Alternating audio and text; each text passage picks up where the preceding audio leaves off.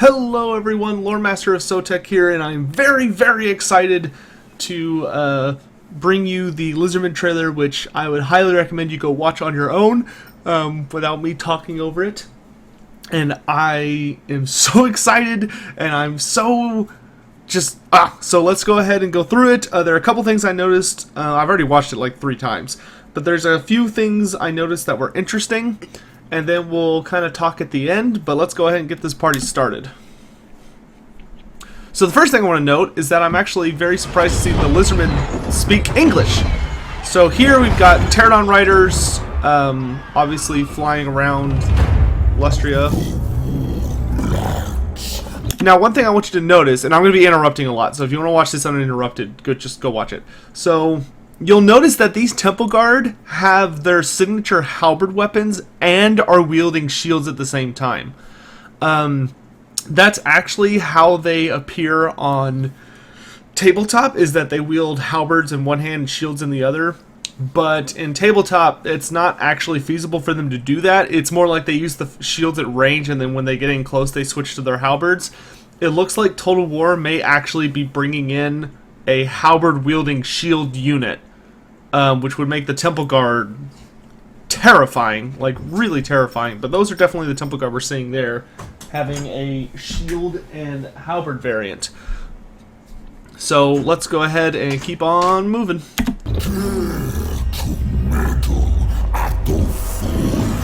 So like I predicted yesterday, Masmoudi is pissed. I love his voice. Sounds very Toad-like. It looks like he's telepathically watching what's going on. So a couple things to notice is you can see on down here on the bottom right we've got our Bastiladon with the solar engine. Then over here amongst the ranks of the Lizardmen you have numerous Bastiladons that have no armament, so they're just regular. And of course here are the Fallen Gates. The scenery looks absolutely fantastic. I also like that there's kind of this choke point where you have all of this massive terrain on either side, but then there's a place where it's only like, looks like it's only 2 units wide. So this may be something that we're going to see more of. There's not, most of the land maps in or even settlements in Warhammer 1 are very open. Like, there are no choke points unless you're in a siege, but this is definitely not a siege. But I mean, getting that, it looks like they're playing on large unit size, or ultra unit size, because you can tell because there's four bolt throwers instead of just 3. So with there being 4 war machines, and these units are massive, so that's very likely the largest unit size. But even still, it only takes 2 units to fill up this point. So that may be something we're seeing more of in Game 2, which it's non-existent in Game 1 unless you play with mods.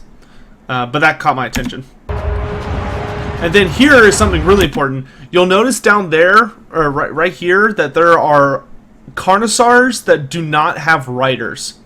So, and we're actually about to see a Stegodon in a moment that also does not have riders, which could very well mean that Lizardmen are going to have an absolute shitload of monsters.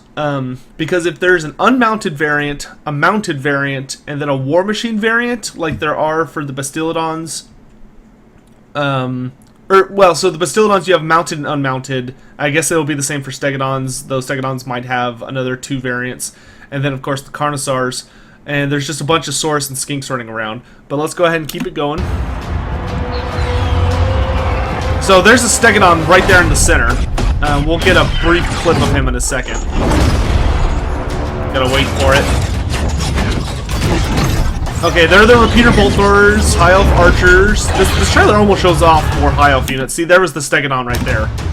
That's the high elf prince. And they have the drop rocks ability, which is good. There are great eagles. You should be familiar with those. If the Pterodons are nearly this trolly in live, then they're going to be hilarious. Because he's doing all this Matrix-y bullshit. I love it. It's so over the top. But look how gorgeous the terrain is. I really hope the flyers have interesting pathing. I don't know what the hell that was. Oh, I also want to note, before we talk too much more about the Lizardmen, that The high elves, you'll notice the repeater bolt throwers, which in tabletop are a war machine that can shoot either a large single bolt or a series of bolts. It looks like the way that they're going to do it is they just shoot a series. They shoot like a small scattering of bolts, which if they're as powerful as like dwarf war machine or dwarf bolt throwers, they just shoot multiples. Or even if they're a tad weaker, that's going to be a devastating war machine against units. But anyway, so here we've got a high elf wizard or high elf mage, and looks like she is probably the hero version, and that definitely looks like a high magic spell, so high magic's confirmed. And the skink gets cut down. You see sword masters in the background. Those are swordists that look like they're wielding one-handed weapons. I like that it looks like the Lizardmen have interesting coloration instead of just being their classic blues. It looks like they're giving them some spawning colors, because you'll notice those orange patterns on their back, probably marking them as swords from Hexadal. And then you see white lines of Krace running in the background. The prince comes up, and here comes my favorite part! Ooh! Ooh! So good! That is Kroq-Gar. So, oh god, that roar is so sounds directly out of Jurassic Park. So, real quick, you'll notice in the background there's that unmounted Carnosaur again. Lots of pterodons flying by. We're seeing most of them with javelins. I haven't seen any fire leech bolas. And, oh god, Kroq-Gar and Grimlock look so good. So good. Of course, here at the end, they just give us a little clip of getting to see Mazdamundi floating on his palanquin. It looks like he's not holding the Cobra Mace, which is... I hope that he is holding it in battle, because there's actually a clip of him earlier, which we'll go back and look at, where you can actually see him holding it. But there he is floating on his palanquin, and I'm so excited. And I think that's pretty much it. The weird thing about this video is, because it was so Matrixy with the frickin' Pterodon Rider, which, don't get me wrong, was very exciting, you don't actually see a lot of the Lizardmen units. Like, you have to really watch to catch snippets of what the hell is going on. But you'll notice here that, yeah, Mazdamundi's holding his mace. You can see him holding something. And I think it actually gives a better angle. Yeah, see, there it is. He's definitely holding it.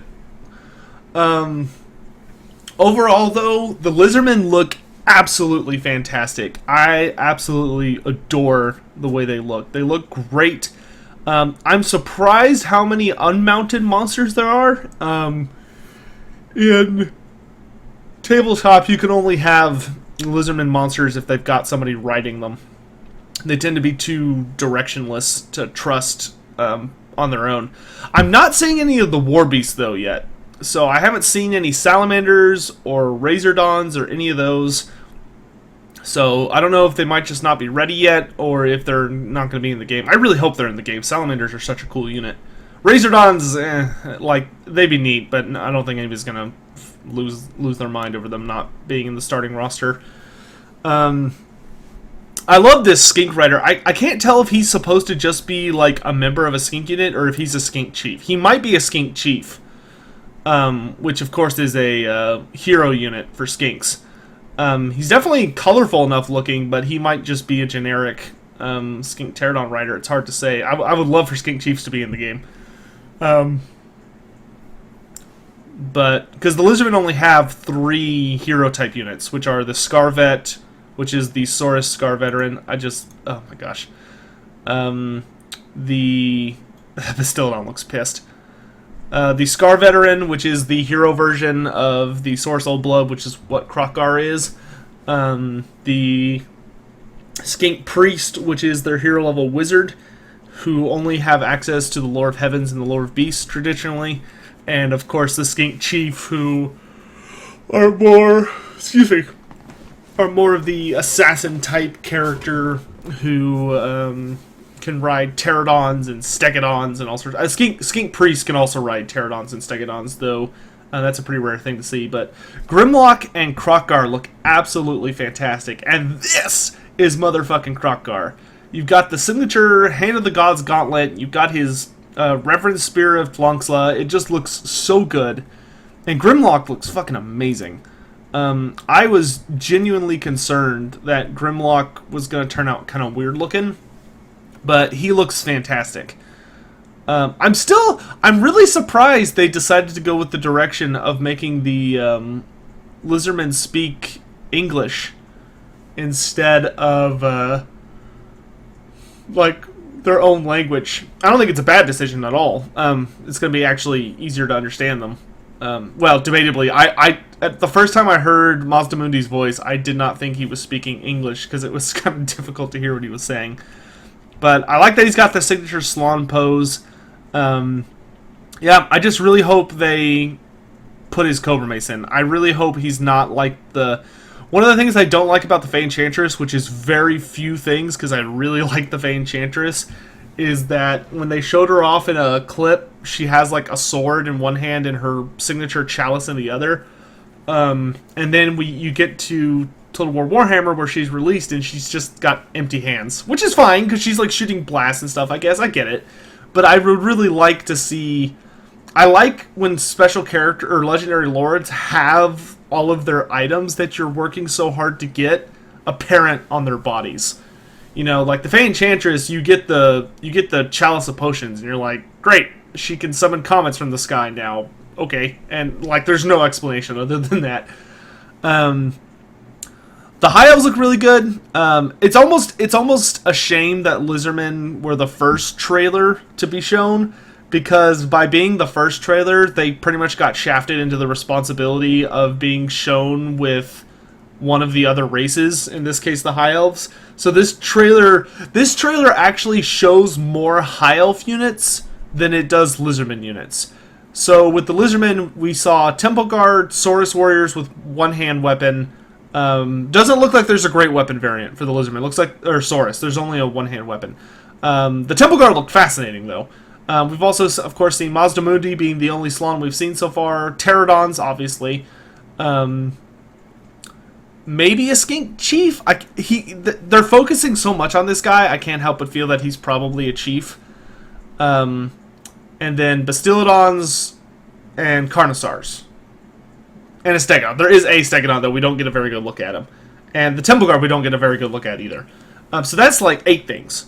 With the High Elves, we get the Prince, the Mage, the Swordmasters, the Archers, the Repeater Bolt Thrower, the White Lions of Krace, Spearmen, or Spear Elves. Is that everything? I apologize if you can hear my dog coughing in the background. She's being very mobile this morning. Because that's 7 things, so it's not quite as many, but... Oh, and Great Eagles. Wait, did I already say that? Well, it doesn't matter. But the only issue I kind of have is that, like, we're getting all these great scenic shots of the High Elf units. Like, of them shooting and up close and personal and, like, expressing emotion. And, man, the High Elves look so indignant. They really captured that. So, I don't know. I feel like I love this trailer. I'd give it like an 8 out of 10 instead of what I hoped would be a 10 out of 10, because I feel it shows off too much of the High Elves and not enough of the Lizardmen. Like, don't get me wrong, all this is very exciting and good and wonderful, but if they're not releasing the Lizardmen roster in like the next, like over the course of next week, you know, and this is just like this could well be Lizardmen month, and so they're just gonna release all the Lizardmen shit over the course of the next. Over the course of May, and probably do High Elves for E3 and stuff. In which case, that would be fine, I guess. But I kind of really wanted to really see a good show-off of all of the Lizardmen stuff. And there's a lot of Lizardmen stuff in this trailer, but, you know, you get to see very few of their animations and in battle, and you don't really get to have a good look at them. I do like a lot that they showed both Legendary Lords in the trailer. One of the things I hated about the Warhammer 1 marketing strategy was that you didn't get to see any of the secondary legendary lords, like, at all.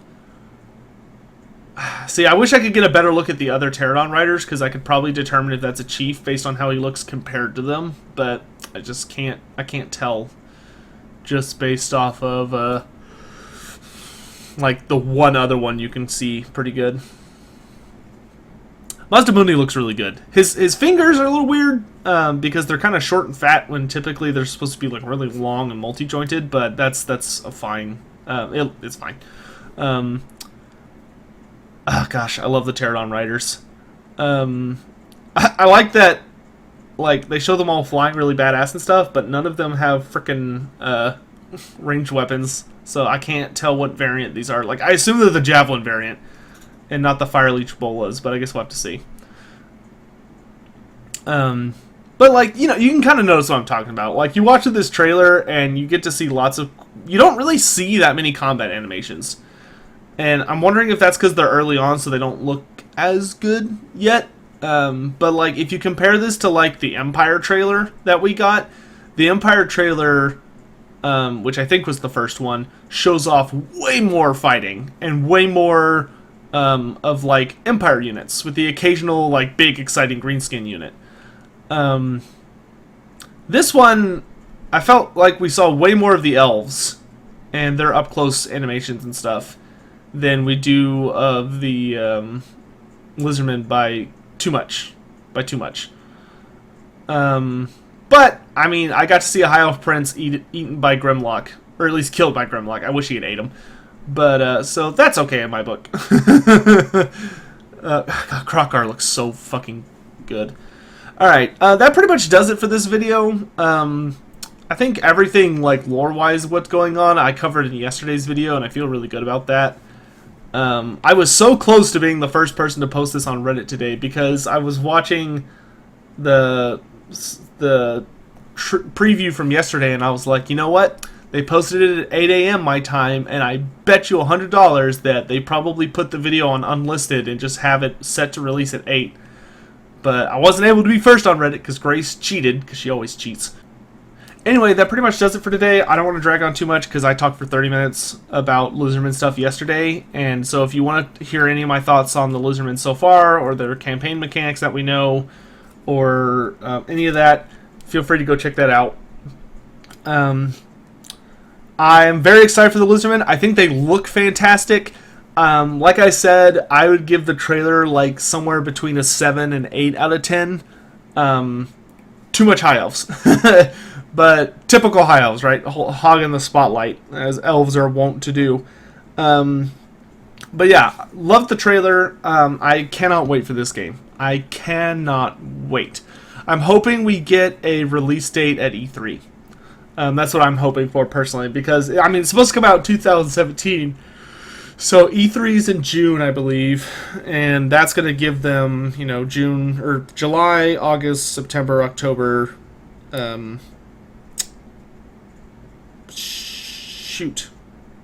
November, there we go, and December to get the game out. That's 6 months if they release the game at like December 31st, you know. So they're going to have to announce the release date pretty soon. In any event, thank you guys all for watching. Very excited. If you haven't already, I'll put a link down in the description for my Discord channel. Come by and chat with us. I'll probably be talking about the Lizardmen a lot today. In any event, I hope you all have a great day and enjoy watching Grimlock eat up that High Elf Prince just over and over and over again, because that's what I'm going to be doing. So in any event, thank you guys so much for watching. I'll see you next time. Have a good day. Bye.